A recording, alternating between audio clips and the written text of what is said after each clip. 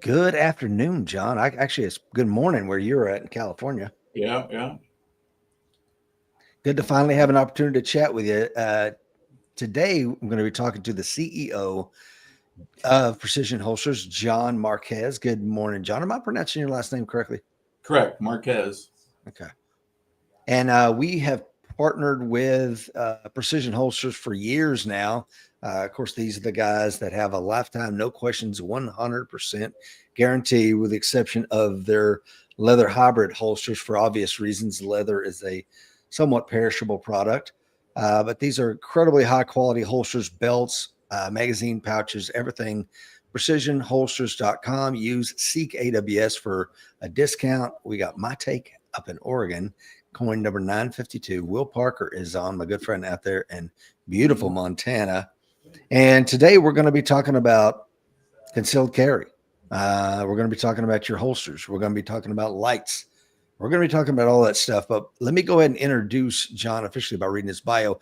John is the CEO and co-founder of Precision Holsters, a company recognized for innovation, comfort, and performance in holster design. With over 15 years of experience in concealed carry and competitive shooting, John has developed a deep passion for the science of shooting. He has trained extensively with renowned professionals such as Mike Seeklander, Massad Ayoob, and others, with countless of hours on the range refining gear. Through years of hands-on experience, biomechanical study of shooting fundamentals, and direct feedback from you guys, the consumers, as well as pro-level shooters, John has cultivated a clear, practical understanding of product design and development, all of which fuels the performance-driven innovation behind Precision Holsters. Really excited to have you on today, my friend. Thank you. It's a pleasure. Yeah, Will Parker says absolutely fantastic gear. Trust my life to these guys, as do I. I am very excited. I just got this in the mail yesterday from the guys over at Precision Holsters. And if you listen to the podcast later, you can't see me holding up this absolutely beautiful holster. And I believe this is called the Vanquished. Is that correct? That's correct. Yep, the Vanquish holsters. Brand new. It's absolutely gorgeous.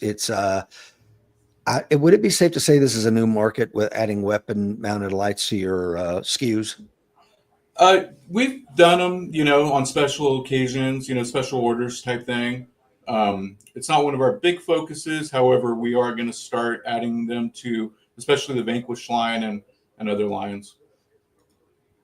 Yeah, this is the one I've been carrying a long time, and every time we train a law enforcement group, at some point during the break, they'll come up and ooh and ah over how beautiful this thing is. Yeah. And me and Mike are running them. I think I usually run the red one, and Mike runs a blue one. Yeah. But yeah, what is this one called, John? That's our fast holster. It's our competition line.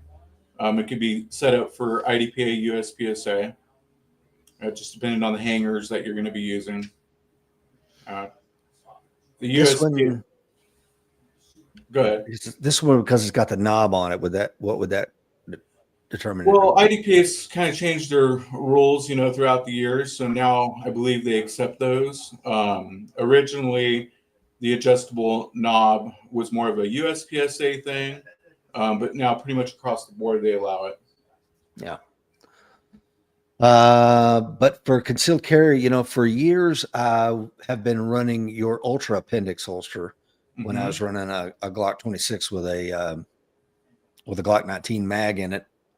And I don't know why Glock, of all the products they're spewing out, like, why do you not make a Glock 26X? Right?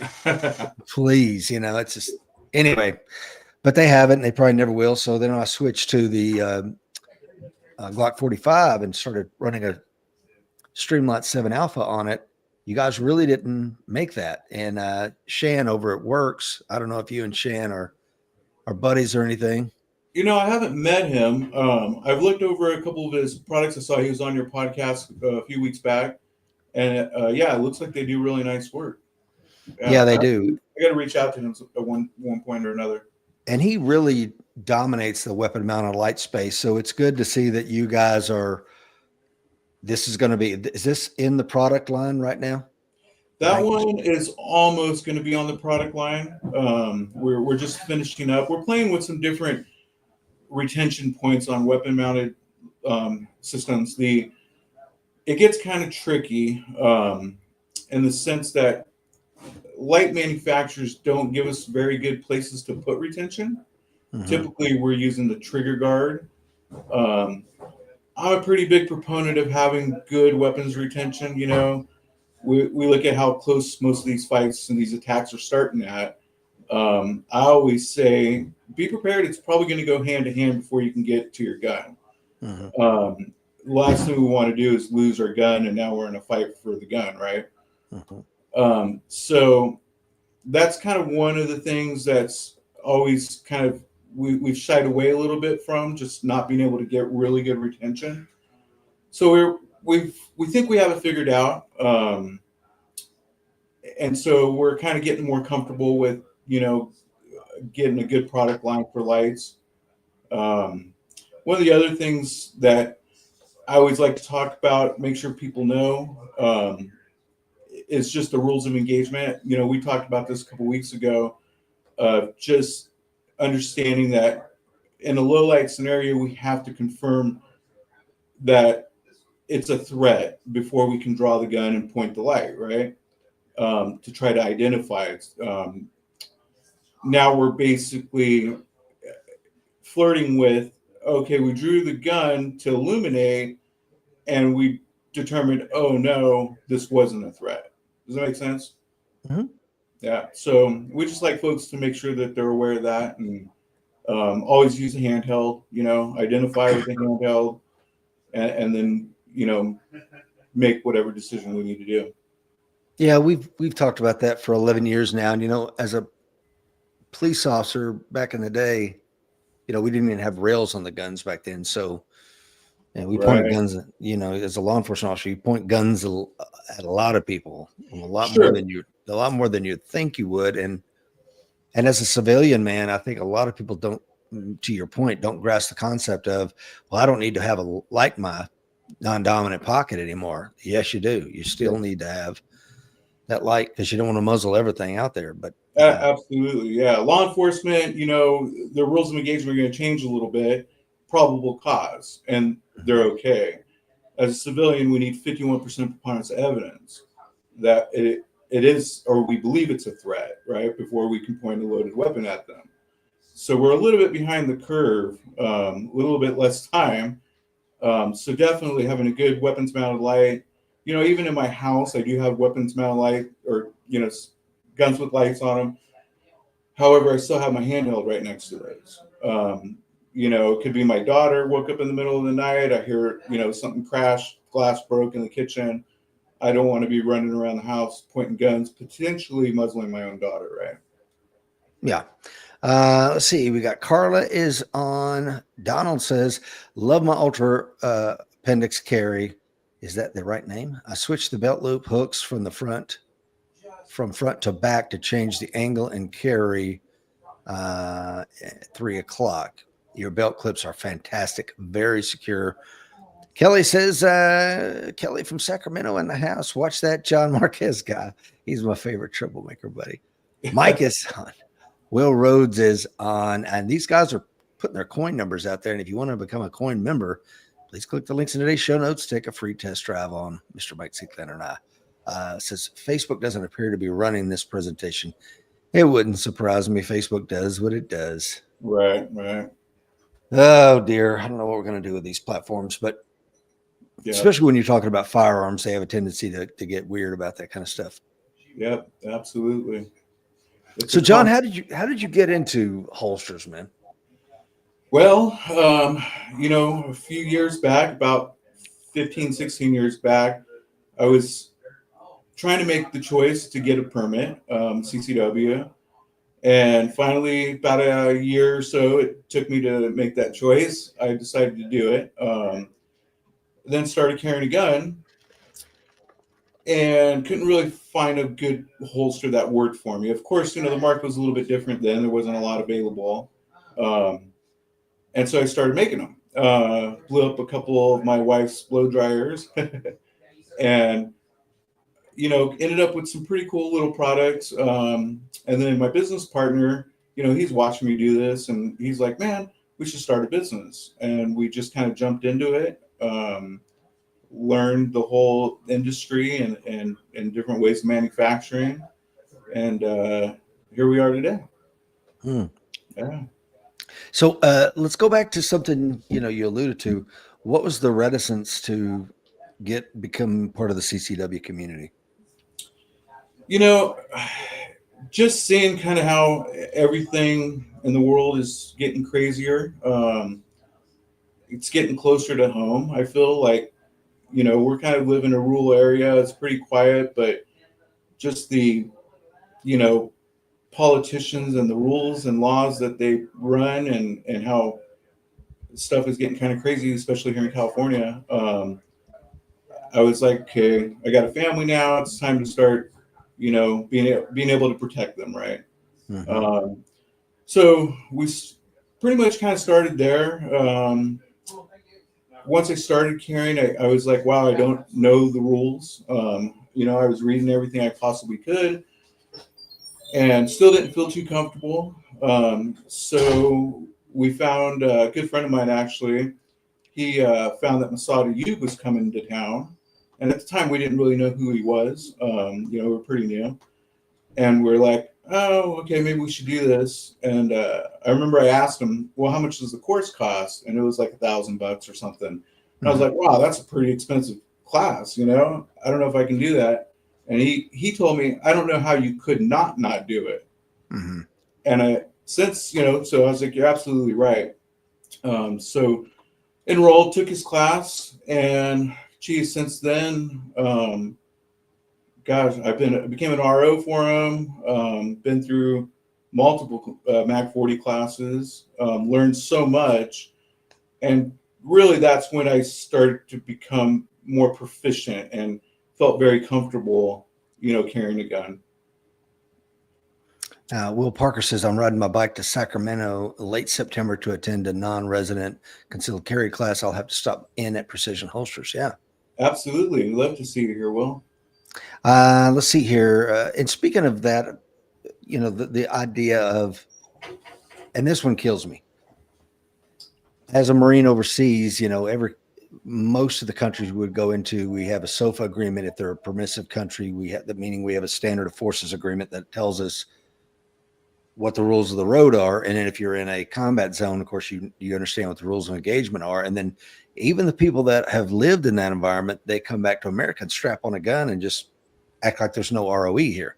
There are incredibly restrictive ROE and rules of engagement. If you consider why, and Andrew Branca has I've been through his course a few times, Law Self-Defense, and read his book. Yeah, he's amazing. Yeah, it is. And it's pretty amazing when you consider the fact that in order for the state to put you to death, the state has all these courts of appeals, and there's a trial, and there's a jury, and there's jury instructions, and all the elements the state has to bring to bear on this. And then it's still going to take them 20 years to get around to killing you after all your appeals are exhausted. But the law also gives you the ability to make that split-second decision to terminate a life. And if you do it right, no harm, no foul. If you do it wrong, if any one of the 5 elements of self-defense are violated, then you are done, because it's an affirmative defense. Yes, I committed this crime. Yes, this homicide was a result of my actions, however, this is why I did what I did. And if the strength of your claim is good enough, you're going to be okay. And I'm making this big to do about it, John, because I love that sounds like you kind of started there. Let me understand what the rules are and put your hard-earned money into that first, because we would hate to win the fight only to lose our house, our home, our family, our freedom, Mm-hmm. Yeah, you're absolutely right. I kind of started off more of just learning to carry a gun, learning the rules of engagement. The product kind of followed suit, if that makes sense. Started training, trained with Mike. As everything kind of came together, it was like, okay, how do we make product that's going to work for the end user, right? I mean, we see a lot of like product that's out there that, it's kind of put together without very much thought behind it. we're a little bit different. We focus on, what's the fight going to be like? How can you get a grip on the gun? We see all kinds of stuff, like holsters that have single clips, for example. Those don't do very well in hand-to-hand combative courses that I've been through. We always see those on the floor.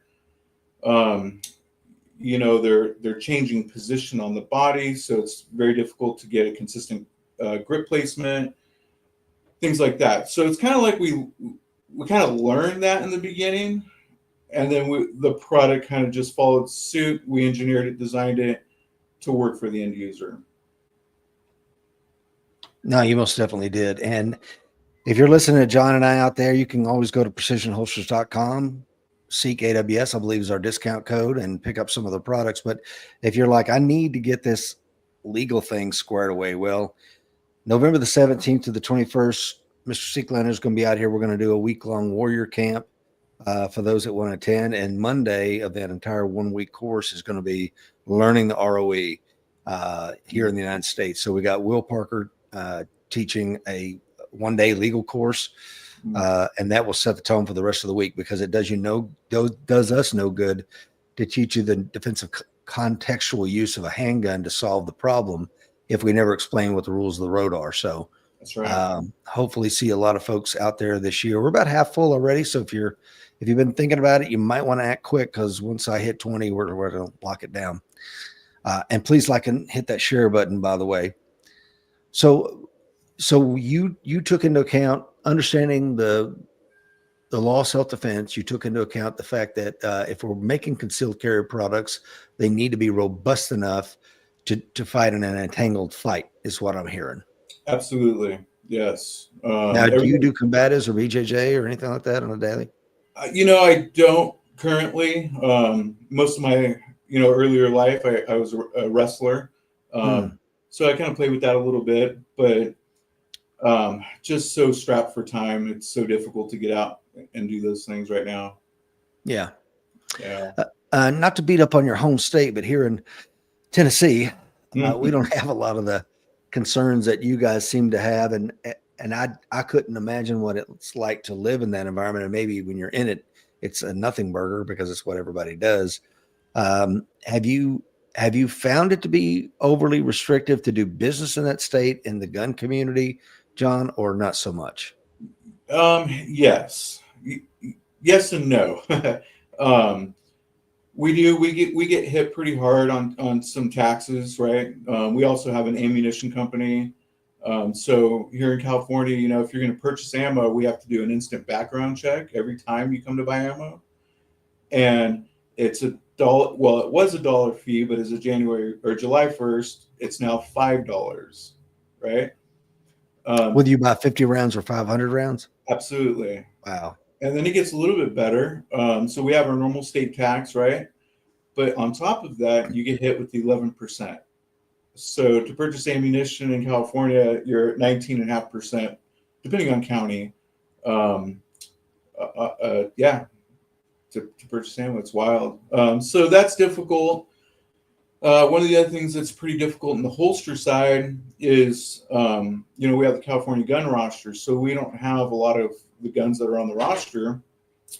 So it makes it difficult to build holsters, right? So we kind of have to fight with that quite a bit.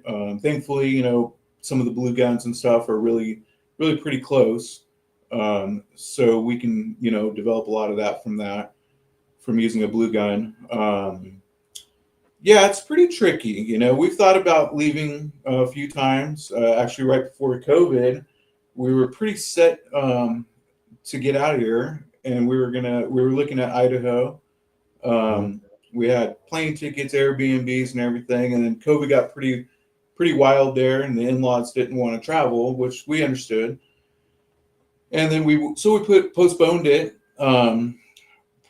Probably postponed it a little too long, in the sense that our daughter's in school, she's got all her friends, and we're like, yeah, we're not going to uproot her right now. We also love it here. We're up in the Sierra Nevadas.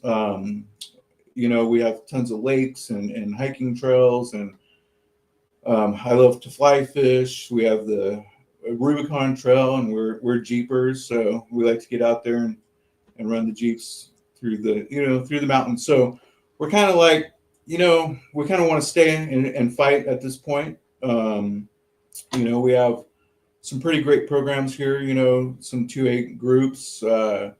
One in particular, Gun Owners of California with Sam Pradas. Yeah, great guy. Yeah, great guy, good friend of mine. He's doing amazing stuff. All the groups are doing amazing stuff. And, we're winning some of them. The problem is they just keep adding stuff, right? So it's a constant fight. But I think if we, as the gun community here in California and other states, feel free to help us out. I think if we can, we're kind of like the behind enemy lines, so to speak, right? So if they can get, we see other states following the same suit, right? So if we can put a kibosh on it here, hopefully it won't spread, right? Yeah, Gerald says I have received excellent customer service from Precision Holster, so that's I'm sure is always good to hear as a business owner. We appreciate it. Thank you, Jared. Yeah, right before we went online, there was a clip on the Sean Ryan show where Governor Gavin Newsom's, I guess, going to be on the show, and he gifts him a cig, and of course he's like, oh, I've got nothing against reasonable, responsible, gun ownership and whatever. And it's like just hearing him trying to pander to both sides just was nauseating. It is nauseating. You pretty much can, write any legislation. If it has the word gun on it, he's going to sign it, right? Yeah. It doesn't matter. Yeah. He'll say one thing, but does the exact opposite. Back before COVID, it's funny you mentioned that. Back before COVID, I was listening to a podcast, and there was a couple of guys that had left California because they wanted to build a range and they couldn't build it whatever municipality they were in. Mm-hmm. So they came to Tennessee, somewhere in Middle Tennessee. I'm at more in East, and they're like, "Okay, man, we're going to get a range." So they buy the piece of land and they go down to the city council, and they're like, "Do we need to get approval?" And like, for what? I want to build a shooting range on our property. And like, I don't know. Is it your property? Do you own it? I'm like, yeah. Okay, go build a shooting range. And like, well, that was easy. Okay, let's see. We need to cut all these trees down. So there's probably a environmental survey that needs to take place. It'll take 6 or 8 months to check for woodpeckers up in these trees or whatever the hell they do in California. And they go down to try to get a permit from the county. And the county's like, are they your trees on your property? I'm like, yeah, like, go cut your damn trees down, buddy. What are you bothering me for? Right. Must be nice. It goes on. So, and if you bear with me here, just because I want to frame this for everybody that lives in a free state, what they have to go through out there. It's not just a 20% tax, which is insane, and high property taxes and high everything else. And then you got to watch a captain with the fire department make $800,000 a year as you struggle. But anyway, we'll get to that later. And so they say, okay, well, all right. So they cut the trees down, and then they got to go get bulldozers to push the trees into a pile because now, we cleared the land. Now we got to burn off these trees. So they go down. We need to rent a bulldozer. Do we have to have somebody come out and do it? Like, no, you can rent it yourself. You got a driver's license, don't you? Like, you're going to let me drive on these big bulldozers? Like, you got a driver's license, don't you? And so they send them a bulldozer, and they bulldoze the trees, and they're like, okay, I know we're going to get a burn permit. So they go down there, the fire hall, like, we need to get a burn pit for what? To burn the trees on our property. Are they your trees on your property? No. Yeah, get the hell out. You're bothering me. Go away. And they said it was probably at that moment that they're like, oh my God, this is what freedom really is. It's your property. Go live your life. Yep. Yeah, no, I could totally imagine that. Everything that you're saying is absolutely correct.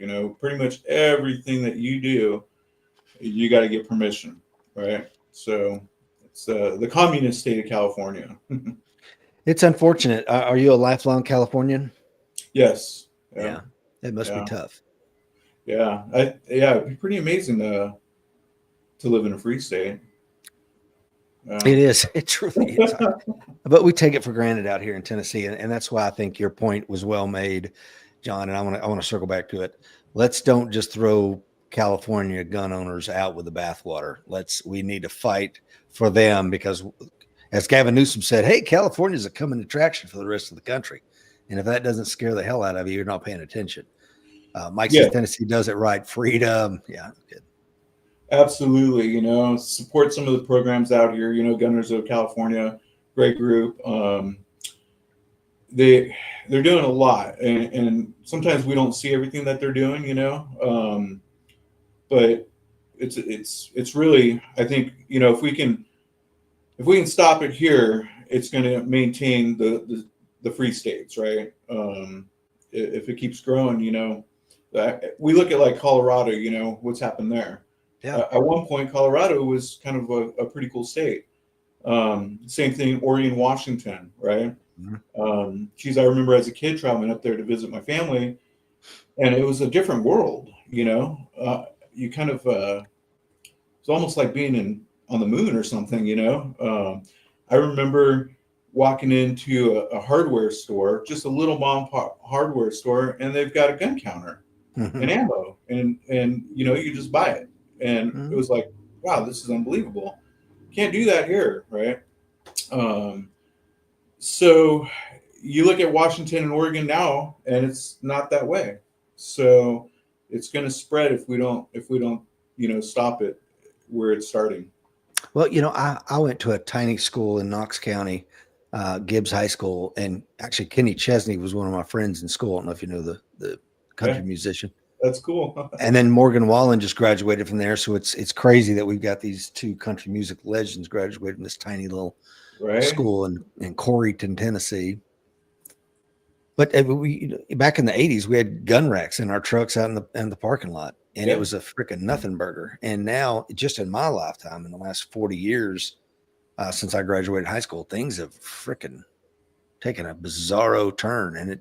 And Tennessee wouldn't even, they would probably be very uncomfortable if you did that. I'm sure, matter of fact, there's probably a law that says you can't.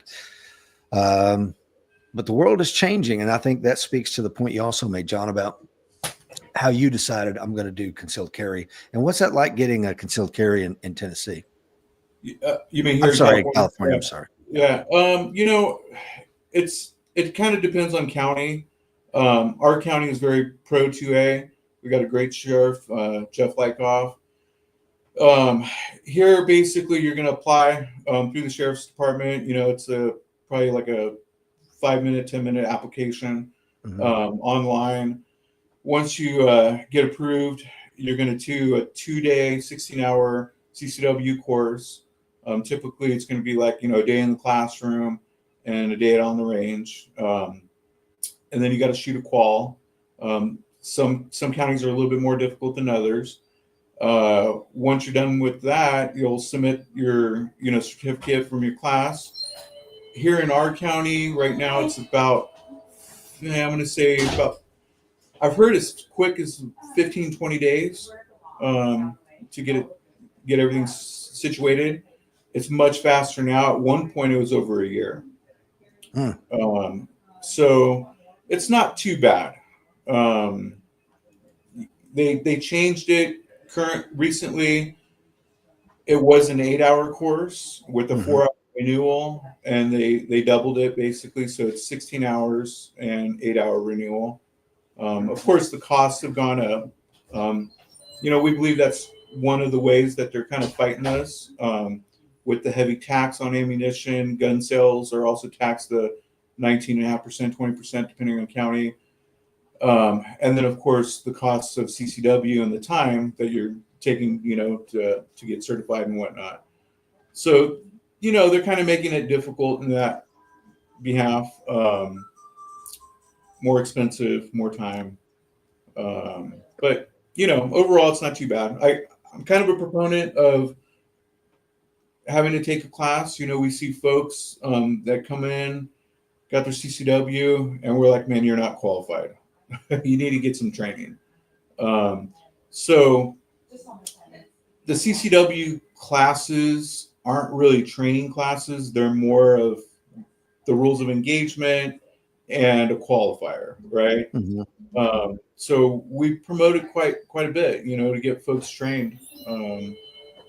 Too many folks out there probably aren't quite qualified to be carrying a gun.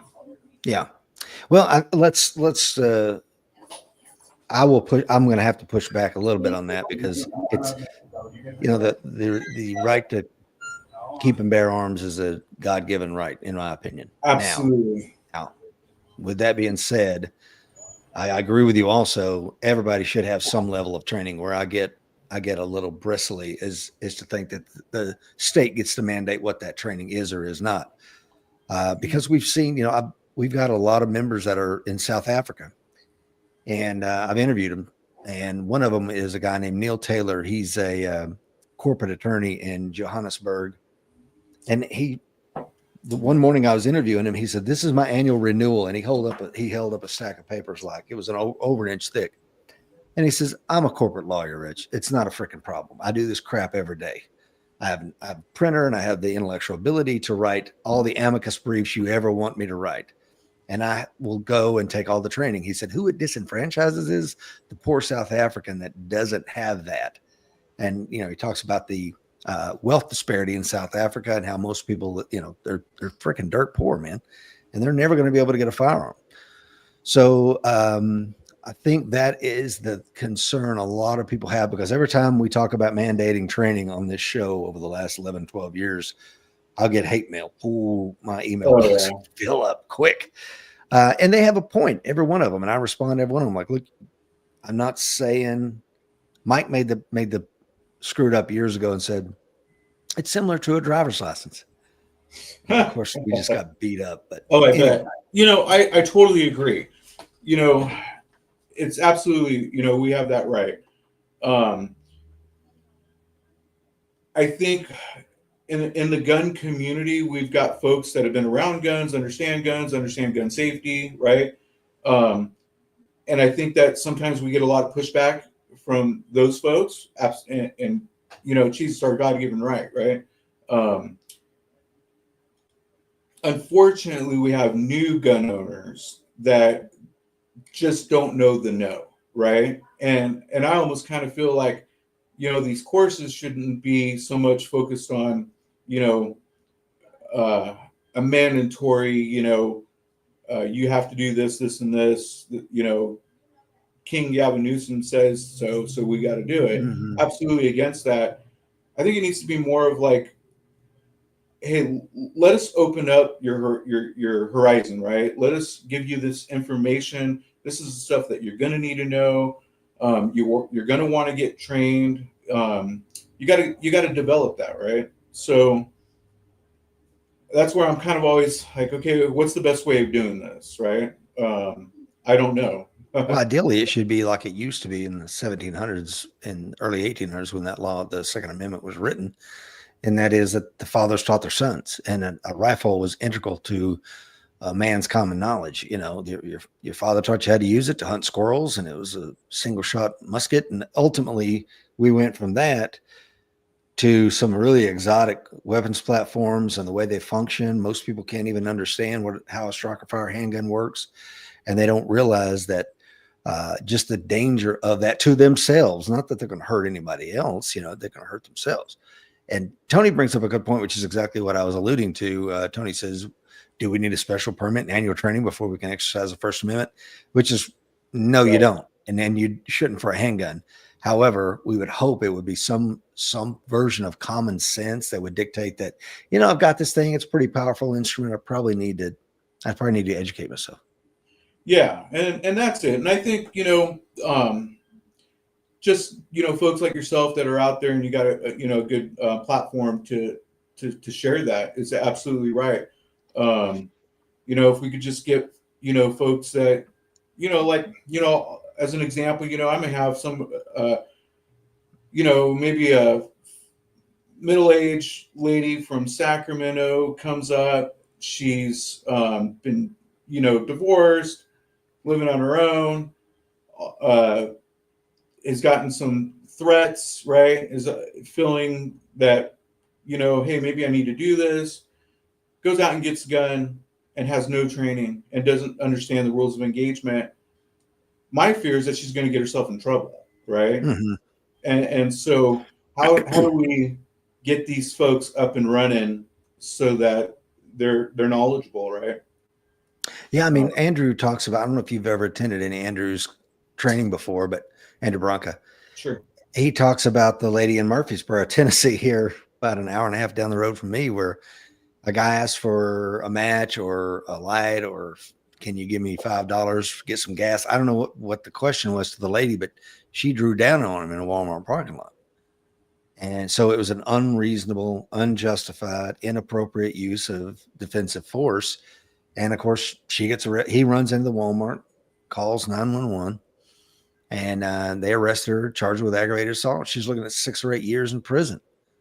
That's it. And she just like, I don't have the right to point my gun at whoever I want to. No, you don't. But if you never take the training, you don't know what you don't know. Exactly, and that's exactly it. You know, she just didn't know, and that's what we're a proponent of. You know, how can we get these folks educated and up and running? You know, and like to your point of fathers teaching, right? Absolutely. I push that on a lot of our family friends and stuff. My daughter was around guns since she was crawling. We took away the curiosity. So she just knew, hey, if I want to touch, I'll ask Dad. We didn't hide it. It was always around. I kind of feel that if we can do things like that and get folks at an early age, it's one of the things that we do. We sponsor a lot of the youth shooting sports here in California, just to get them trained up and having a good sense of, number one, firearm safety. And hopefully just being around it, they're going to, their knowledge base is going to increase, right? Mm-hmm. Absolutely. Mm-hmm. Let's circle back to the holsters for just a second. Sure. What's interesting about you guys is for the size of your operation, it's amazing that you build not only competition line with the fast holster, but you also make some outstanding concealed carry holsters. Was that a conscious decision to go into both markets, John? No. Early on, we were completely focused on concealed carry, defensive style stuff, because that's what we were doing. Probably about, I'm going to say 5-6 years in, we started wanting to shoot competition. I think, as a matter of fact, it was one of our local Sacramento instructors, Wesley Lagomarsino. He was hosting Mike Seeklander for a competition class. And he's like, dude, you got to take this class. And I'm like, no, I don't shoot competition. He's like, oh, don't worry about it. You're going to learn a lot. And I'm like, I don't know, man. I'm not sure. And he's like, just come do it. I said, okay. So I jumped in, took Mike's competition class, and I was like, wow, this is amazing. What I kind of figured out was how competition kind of can, increase your skills in a defensive shootout, right? Mm-hmm. To the point now that when I teach a fundamentals, firearms fundamentals class, pistol proficiency class. And a lot of folks will be like, well, they know that I've shot competition. They're like, oh, I don't really know if I want to take your class because I'm not a competitive shooter. And I have to break it down to them that I don't teach competition. I'm not teaching defensive class. What I like to do is teach fundamentals of shooting, right?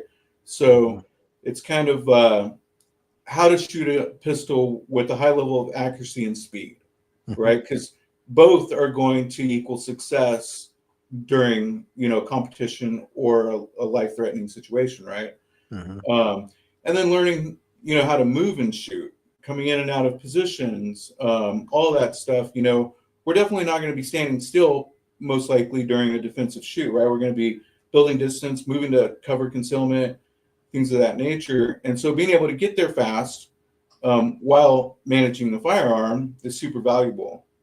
So kind of started seeing that, when we started shooting competition after taking Mike's class. And, at that point, it's probably when I started becoming a pretty good shooter, in the sense that, competition kind of breeds the excellence out of us, right? And then we saw problems in the industry as far as the equipment goes. and we started looking for solutions, right? We were seeing a lot of like guns getting stuck in the holster on the draw process, folks kind of fighting with them. And that motivated us to get into the competition side of it.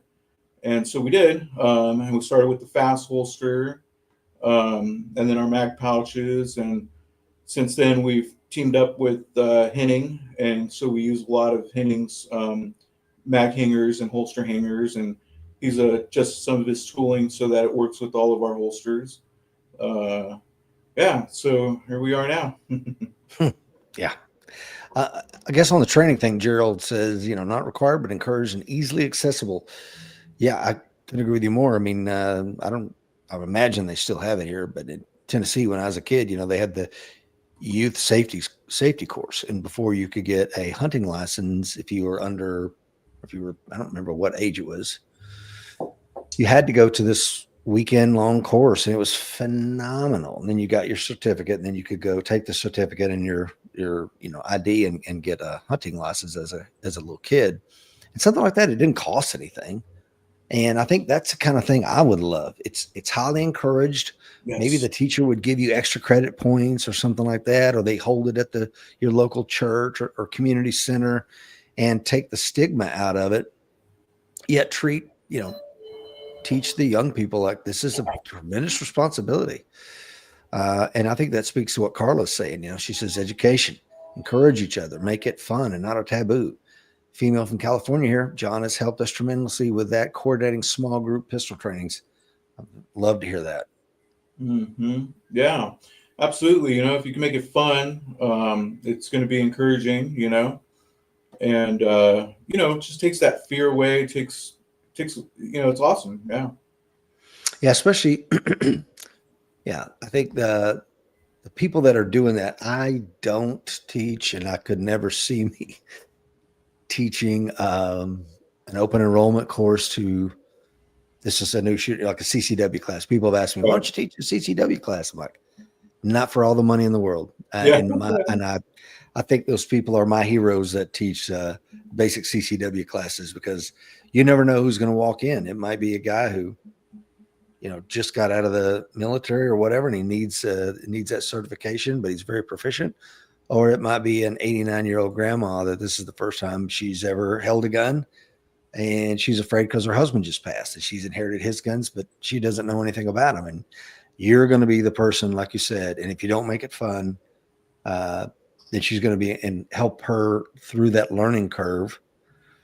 Man, you could really alienate people. And I know, because I had a friend of mine pass away, and he was in his late 80s, and his wife and I was that guy. I remember she started shooting it, and the gravity of what she was doing and the fact that she's going to be alone in the home now, she started crying, and we, hugged her and let her know it's going to be okay. And by the end of the day, she left the range very, very comfortable in what she had there. Yeah. I look up to those guys as well. It's, I kind of feel the same way. I don't want anything to do with CCW training. Some of our local instructors, man, they do a great job. Because it's such a wide venue of folks in different levels that show up to those classes. It's like, holy cow! But yeah, pretty amazing guys out there. What products do you make? Switching back to the holsters just a second, because I've got your beautiful holsters laying in front of me here. What do you make in house on these, John? I'm sorry, what was that again, Rich? What components are made in house? So we pretty much make everything. Obviously, hardware we don't, but all the kydex, all the tooling we make. The clips we don't. So I would probably say clips and hardware are the only two things we don't. Obviously, like packaging and stuff like that, we don't. But yeah, we pretty much, with our holsters, what we do is we take the firearm, we reverse engineer it into CAD, and then inside of CAD we design the tooling, and then we have a mill here that mills them out for us, and then it's kind of the process. It's a little slow, a little tedious. Sometimes we get it on the first go. Other times it takes us a couple of runs on the mill to get it dialed in. Now, is behind you, John? Is that the Seeklander Signature Series holster right there? Yes. Yeah. Yeah. That's the Seeklander. It's beautiful. I'll grab it. Yeah, Mike's been pretty awesome. With all his knowledge and helping us with some of the holster design. But yeah, it's the Seeklander edition. Nice. Yeah, and we have his mag pouches. Beautiful. These are all mounted on the Henning hangers. You can kind of see those guys. Mm-hmm. And the Henning T1000 hanger is pretty amazing. That hanger virtually allows us to, control right height, forward and rear cant, and also the toe of the gun. So, you can pretty much kind of get the sucker that either way, and then also the rotation. So virtually you get like 360 degrees of adjustment. Nice. Yeah, pretty cool product. Absolutely. So what's next for you guys over at Precision Holsters, John? We're working on a new competition holster, something that's going to be a little bit more USPSA style. Some of the organizations, they changed the rules. So it makes it kind of difficult for holster makers because we'll tool all these guns up, right? And then something changes in the rules. And then we're like, well, that's not really going to work for this division or that division. So our goal is going to be to create a holster that can be kind of modular in the sense. So if you're going to shoot a different division, you get to add this other part to the holster and you're now within the rules. Yeah. Yeah. Yeah, that's a challenge I can only imagine. Guile says, Sir John Marques, I am yet to acquire a holster from you guys. I did promise myself when I get back to the United States, I will get one. Same design of Mike Seeklander's holster. Awesome. And Bob says, other states should be pouring money into California 2A fund. We are fighting your fight. Bruce says, a little late, coin number 481 from Michigan. And Guile says, that's a holster I like. Yeah, the Signature Series is a beautiful holster.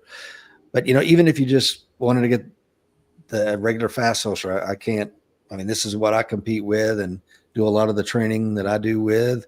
And then I've just got this from John, the Vanquish series, for a Glock 45 with the TLR7 Alpha on it. And I love the retention that this came with. Yeah. It's pretty robust without being like, breaking your arm to get out. But I feel comfortable with the fact that on Sunday, when I do my BJJ and grappling, that I think this sucker is going to stay in there. But I'll send you a text, John, let you know how it does. Awesome. We appreciate it. Yeah. The feedback totally helps us. Yeah, that's one thing Mike told me from the very beginning about you guys, long before I started using your products, is that you listen. And you get a company like, because when Mike was shooting a lot with Safariland, I was on their team. They make excellent products too. I'm not taking anything away from Safariland. I've used their stuff for more than 30 years. However, they're a huge company. They don't have the ability to turn on a dime, and it's tricky. Yeah. You know what I'm saying? So when he's giving them good feedback, they're like, yeah, okay, cool. We're never going to change it. Thank you for telling us. Right. Yeah. And it's tricky, tooling can be quite a task. So to switch things up, I think we may have lost you, Rich. No, I'm just giving you full layout, my friend. Oh, okay. Yeah. So it does make it pretty tricky, having to change tooling. So we try to, put a lot of time into R&D, make sure it's right. And that was kind of the idea with the Vanquish holster, was to make a holster that's going to be somewhat modular, that's going to fit more body types. That's our biggest, feat, is to get a holster that's going to work with everybody, right? Yeah, we talked about that in the green room, John, the fact that with a 3 o'clock, 4 o'clock, 5 o'clock holster, you really don't have that level of problem, even if it's inside the waistband or out. However, with appendix, because different body shapes and sizes, it creates a difficult problem for a manufacturer. And these days, almost everybody's carrying appendix, it seems like. Right. Yes. Yeah. I can kind of go over some of that if you want, Rich, Please, absolutely. with our vanquish. Grab that. The kind of what we did with this guy, you'll kind of see we kind of changed the wing that you guys are seeing, out in the market quite a bit. We wanted to do something that's going to be kind of tucked in, out of the way, adjustable as far as how the height of it. Also, some pads that we don't have available yet, but they'll be on the website here shortly, so we can push this wing in and out to give you more tuck. We wanted to make it out of aluminum, super strong. One of the things that we see with some of the wings that are out there is they're mounted to the kydex, they're plastic, and belts will tend to pull and move the wing, so the wing's actually not doing that much. With this guy, we find that it's not going to move, it's not going to break, it's completely solid and reversed. That gives us a nice, pulling in of the butt of the gun. And then we decided to make a pad for the thigh to get the top of the gun to kick into the body. With that pad, we decided that we're going to make different shapes and sizes, right? We have a small, medium, and large right now, and we're going to be playing with that, as we go, working with different designs and different shapes and stuff to continue, just the progression of it. So some guys, maybe they have a little bit more of a belly. They need the bigger pad. They can pop that sucker on there. It's going to push the bottom of the gun out, pulling the top of the gun into the body a little bit more. Make sense? Oh, yeah. One of the things that we did with this, during the R&D part of it, we tried different materials. We've seen some of the foam stuff that's out there that sticks on. Some of the problems that we found with that is like the foam won't last that long, starts losing its shape, and then it's not working. We've seen them get tore off because they're typically like glued onto the holster. We've tried some different rubberized materials. We've tried some stuff wrapped in, suede. We've come back to just doing plastic. The comfort really hasn't changed. And it's just solid, it stays there. We found that the shape of it and the contoured edges of that pad really is where the comfort comes from. One of the issues that we had with some of the rubberized material that we played with, it's kind of funny, was some of our testers were saying that every time you put it into the holster or into the pants, your undergarments get pulled down because it's sticky, right? So they're kind of fighting with that. So far we've come back to just using kydex, and the feedback so far is it's extremely comfortable, and it conceals extremely well. I'm not that big of a guy. I'm able to conceal a Glock 19 with an extended base plate. It does pretty good. So yeah. Yeah, I can attest to that. And like I said, when mine arrived, it arrived with 3 different configurations. So I'm running the smallest one right now. I'm going to try out the other ones just to see what I like the best. And I didn't realize that wing was made out of aluminum until you just said that. I'm like, I'll be damned. I did not know that. But that makes a lot of sense. We like it to be strong, right? We've just seen some, issues with the plastic versions, breaking. One of the things that we see sometimes, they get like hung underneath the belt so that you can't get a good grip on the gun, or they'll get kind of like, on top of the belt. So there's a lot of movement, inconsistency. The way we kind of designed that, tucking it close to the clip, and then of course we use 2 clips on all of our defensive gear. We found it to be very stable, stays in place. I haven't had any issues with it. Yeah. Well, your belts are fantastic as well. I'd be remiss if I didn't give high praise to your belts. So many of my friends are running around with your belt now because they saw mine. They're like, what is that? Where did you get that, man? I'm like, Precision Holsters. It's actually kind of a funny story. It's kind of how I met Mike and started with Mike. He was teaching a class down in Sacramento at Ione, the Sac Gun Club. I was down there assisting another instructor, and I brought one of our prototypes. So of course this was, there's no branding on it or anything. Mm-hmm. I brought it for the instructor that was hosting Mike and to test out, right, and give us some feedback and whatnot. And he comes over, runs over to our range. We're a few bays down, and he says, "Hey, Mike's belt broke. Did you bring that prototype belt? Can he test that? Can he use it? He needs a belt." And I was, "Yeah, I don't know if it's going to be his size." He says, "Well, let me take it and we'll see." So he runs off with the belt, and about 2 weeks later, I call that instructor and I go, "Hey, how's that belt doing? Do you have any feedback for me?" He says, "Dude, Mike took the belt." Yeah, that sounds right. And I'm like, "What?" So a year later, I took Mike's class and I showed up, we're gearing up in the morning, and I see him take off that original prototype belt, right? And I'm like, "Hey, how do you like that belt?" He said, "Oh, let me tell you, man, I've been wearing this belt every day for like, a year now. I don't know who makes it." Well, I had the, production design on or version on, and I go, "It's like this belt." And he's like, "Oh, you guys make that?" So yeah, it's kind of where it all kind of started with Mike. Yeah. And I'm like, precision holsters. And they're like, "Rich, do you realize this is like a $70, $80 belt?" I'm like, "Yeah. And you get what you freaking pay for, man. You You get what you know, pay for." I've been wearing the same one for, I can't tell you how many years.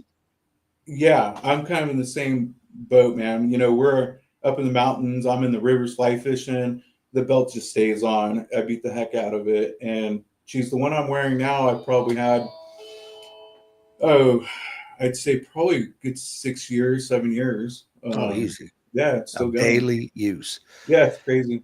And it's robust enough, and I think if you, and this drives me crazy too. I'll see people, they got a great gun, all the bells and whistles, great streamlight surefire light on it, great red dot on it, trigger upgrades, maybe the holster's decent, and they're wearing it on some nylon belt.